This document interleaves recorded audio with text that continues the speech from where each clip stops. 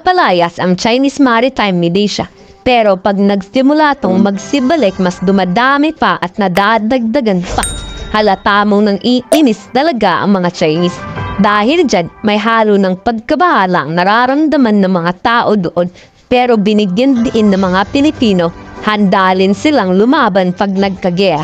Buti pa nga tong mga taong dinaig pa mga pro-China.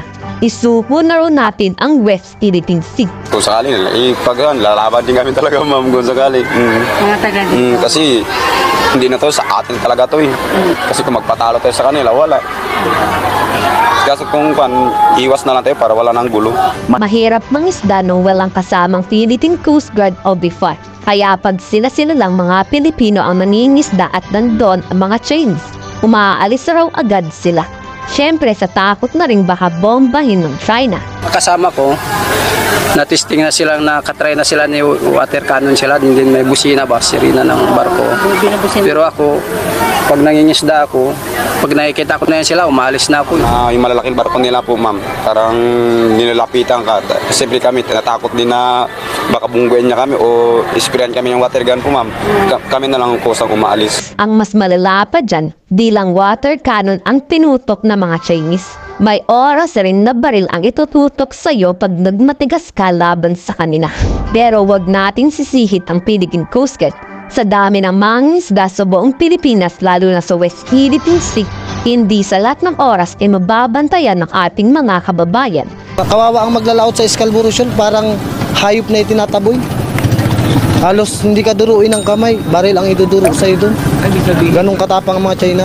Nung time po kasi nung Lunes ng hapon, naglipat kami ng punduhanan namin para kasi medyo mahangin, malaking gulong, malaking alon, kaya nagtago kami sa medyo malinaw.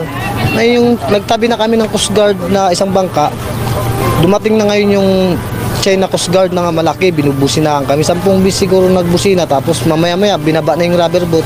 Pinapauwi niya na kami.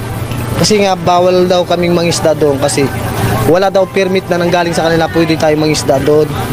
Ang matindi pa dito, tayo ang sinisisi ng China ba't nasisira ang South China Sea. Pero hawa ng National Security Council, ba't di pa imbestigahan sa United Nations Convention on the Law of the Sea ang West Philippine Sea. Tingnan natin kung sino ang totoong sumisira dito. So that is our challenge to China.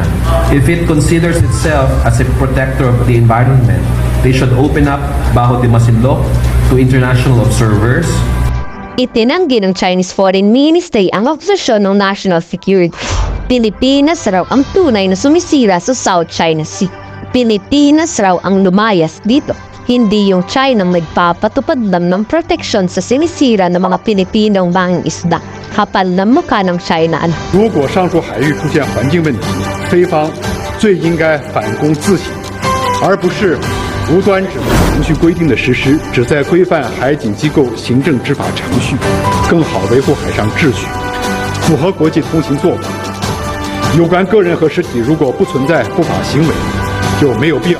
Kung itipilit ng ibang Pilipino na isuko na lang natin na, tignan mo na lang mangyayari sa kababayan nating mangingisda. Maraming mawawalan ng hanap buhay. Kayo, pabor ba kayong lumaban pa rin tayo laban sa China? O ipamigay na lang natin yan? I-komento sa baba sa lobby.